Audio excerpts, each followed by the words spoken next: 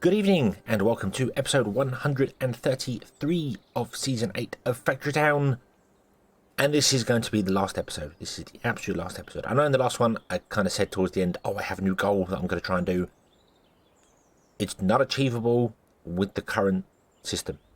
We are 7,100 happiness. I have seen it peak at 7,234, I think I got to. When we enabled this over here to empty all the spellbooks, and we started selling the spellbooks, it has jumped up, so it's good, it's fantastic. But there is a problem.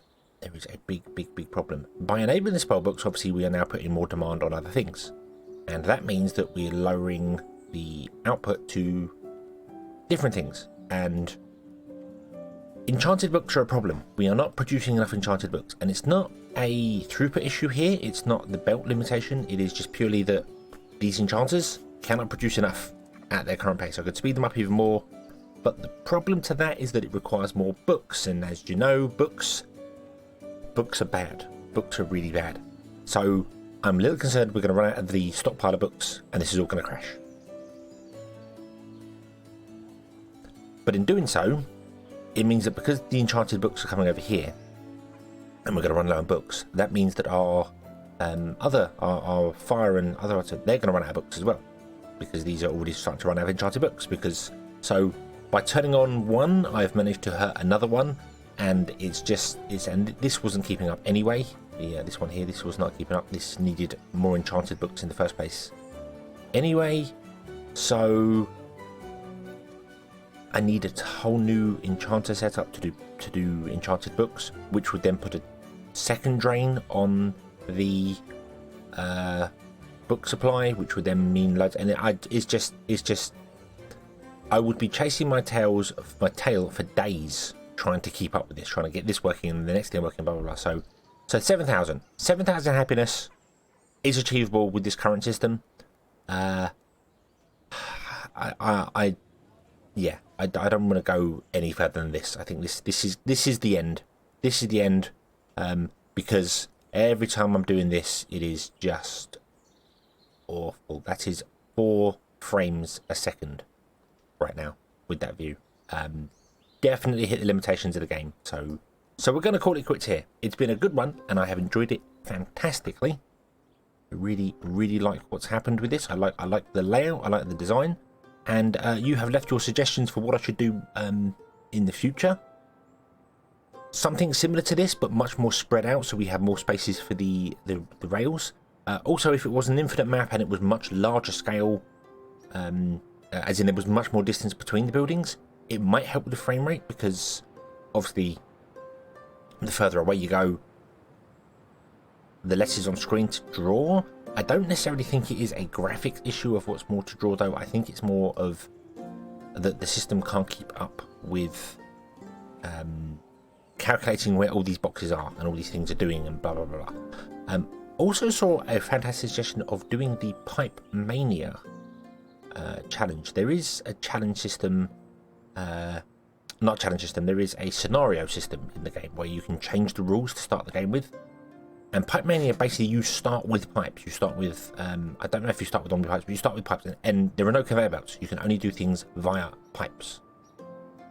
Which I like the idea of giving that a challenge. I don't know whether trains are in that one or not. I know there's a Rail Mania one where you can only transport things via rail, which is interesting. And you get rail to start with. Kind of like the idea of trying the pipe one, and then going for something not necessarily on this scale.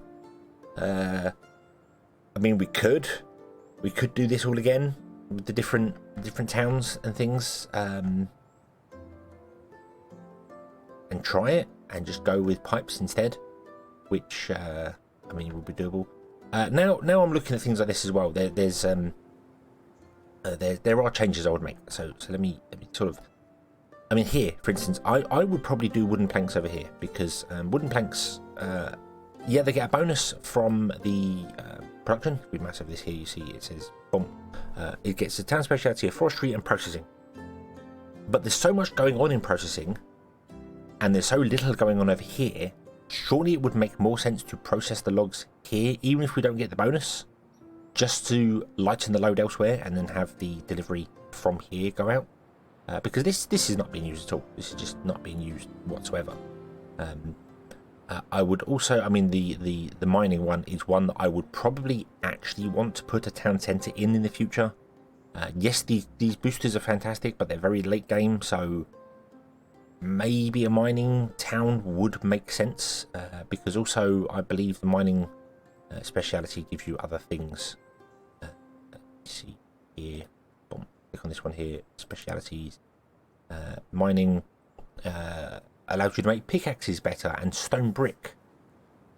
And also iron and gold. So having a mining one and then offloading the iron and gold from processing would be useful. The problem is that I don't know what I'd get rid of to do it. Everything else is kind of important, particularly magic towards the end. I really wish there was a upgrade here which could give you more town centres. I really do. Even if it was like 1,000 coins rather than 100. I think that would be good. I think that would be well worth it. You know, that would definitely do things. To definitely help with things there. I mean, you can get more town centres in via the cheat menu, if that makes sense.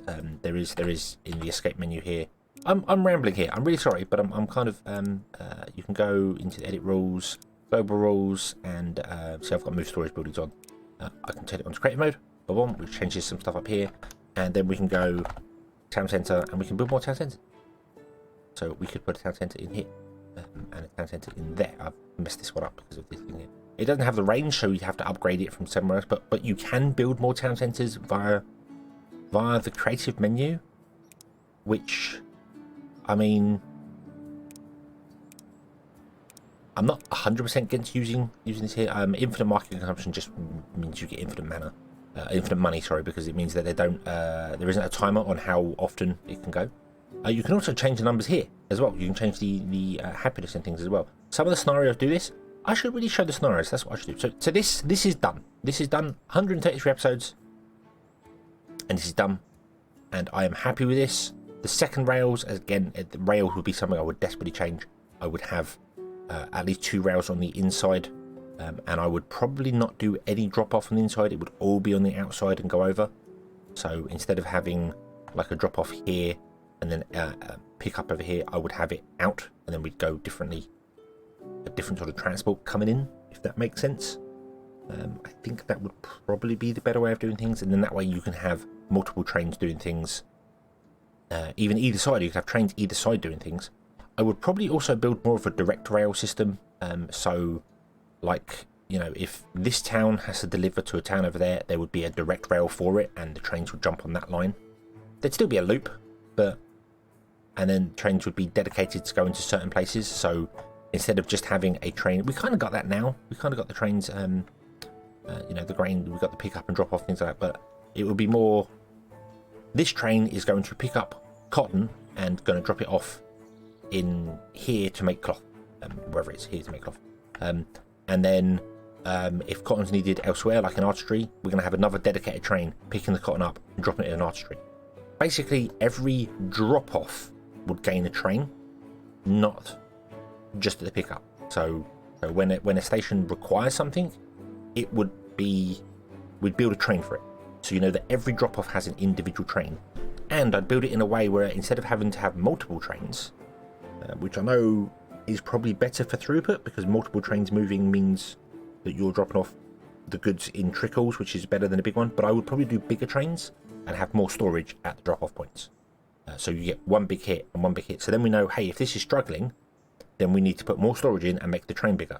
And then you've just got one larger train moving around rather than so many trains moving around, making your frame rate drop. So that sort of thing. It's a balance. It's a balance. Having smaller trains, having multiple trains smaller, is better for throughput, because when one is dropping off, another one is picking up, and then you're like doubling your throughput by having 2 trains do that. But you've got to compromise with actually having the game playable. So yeah. So okay. So let's have a look at some scenarios. So this is the end of the episode, the end of the series. Season 8 is done. Woohoo! Season 8 is dead. Long live Season 9. and we'll see what's going on for the next one. I don't know exactly what we want to do in the next one, but let's go and have a look at some of the scenarios. I will show them off to you, and then you can let me know what you want to do. I may also put a poll up for this. That would probably make sense because not everybody obviously sees all the videos. So yeah, let me show you the scenarios. Okay, so here we go. New game, and we want to go with a custom one. And these are the scenarios that are available in here. You can have there's a lot of them, and some of them are interesting. Some of them just seem like, oh, you want to challenge yourself? Yeah, here's hell. I'll load them all up. We can actually see what's going on with them here. Rule set. This is the one here. Scenarios are there. So you can see here the happiness decay. I can't make it a bit bigger. No. Happiness decay is faster. The consumption speed is faster. The research is much more, and the research speed multiplier is half. So this would just be a much slower style game. And it changes many of the recipes to what's needed. Changes so many different things. Makes things longer and harder. It's more of a grindy game, I suppose. It doesn't show me what the edits here, but you can edit these. You can go into here and you can have a look, see. Everything that's blue is going to be there. So yeah, research speed is slower. The research cost is more. The happiness decay is faster. 125% means it's going to be faster, so they're going to require more goods to stay happier. And obviously you can tweak this to how you want to do things, how you want to change things, how you do things. The maximum town centre level, it can go above 10. If you want to get more than 100% bonus on things, it can go even harder than that. Yep. Maximum health level as well, you can change that as well. So that would allow you to get less houses in an area and get more bonus from them. So if you had, like, say, a house could reach level 20, for instance, you would need half the amount of houses you would do to get the town centre up to 100% bonus. So it's quite useful for doing things there. Let's have a look, see what other ones we got here. We've got creative, Rail Mania, Bank Mania, and Pipe Mania. These are the main ones here. These are the ones that I should quickly show this. So, delivery challenge. The happiness is much slower, so they stay happier for longer, and the production multiplier is faster, but there's no markets.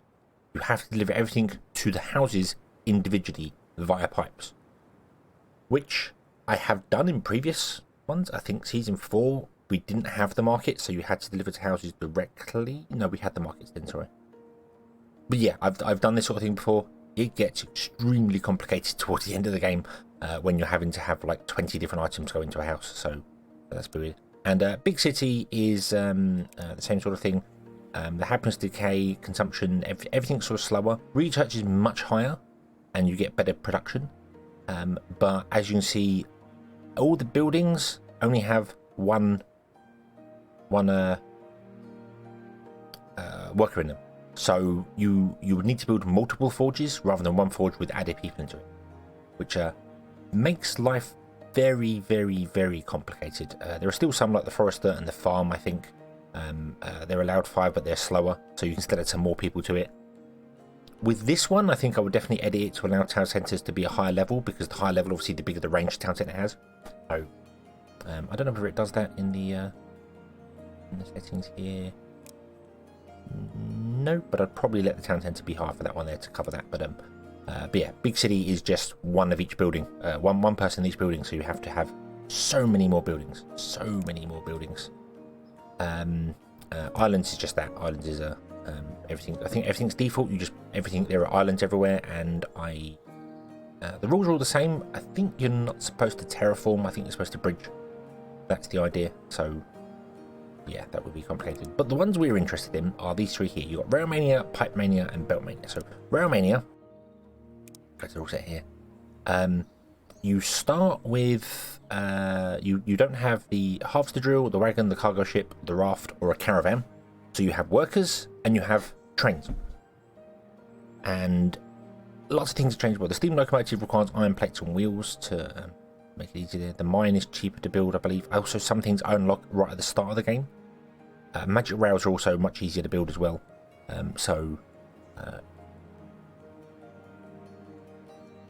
Barn. Building limit per tech level is 4. I see I build so many barns. Oh, okay. Right. Wood input and stone input is none. Okay, I'm not quite sure what it means there, but basically you start with rails in this one and you have to deliver everything by a rail, which fair enough.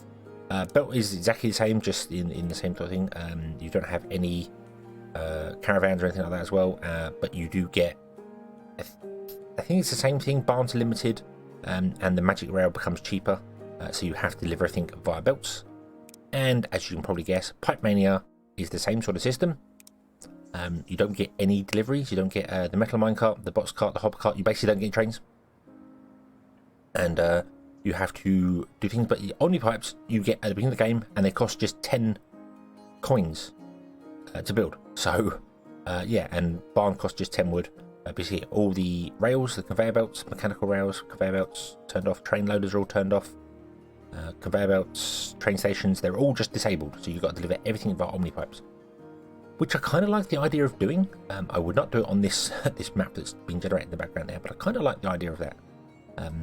So what do you think? What do you think we should go for? Do you think we should go? I am definitely leaning towards Pipe Mania, and have a look see there. You can change the rule set during the game as well. Don't forget we can come in here. I would have move storage buildings on because I just find that more convenient. Yeah, with omni pipes you could build a new building and then just transfer stuff from one to another one. It's not so complicated. So maybe we could leave the storage buildings off. But what more annoys me with it is that sometimes you put a storage building down and then you find out it's like one square in the wrong place, and then moving it is just a pain. So yeah, things like you want to transport, say, like the mana crystals we had in the previous one. I had a crate. With that turned off, you can't move the crate when it's full. So you'd have to fill it into a caravan, but then you can pick the caravan up and move it. So it's a little bit of a weird thing how that works. So I don't know. Maximum population level is 17, but we can change some things in here as well. And I'm not opposed to change it if anyone wants to change things. Ore prospecting is one that came up. Some people commented on it saying that you can plant ores underground. You can't in the default game. You have to enable ore prospecting to allow you to plant ores underground. I don't mind customizing this somewhat if people want to have a look, see, and customize it on here. But we'll see. Maybe somebody's come up with their own. If you've got your own sort of scenario in the game that you played and give a go, I don't mind having a go at that. But I think Pipe Mania is the one that's kind of going to win right now, and we'll do the same sort of design, just on an infinite map. So we can go here. Starting map is random. I'm not sure why it's choosing these ones here. This seems wrong.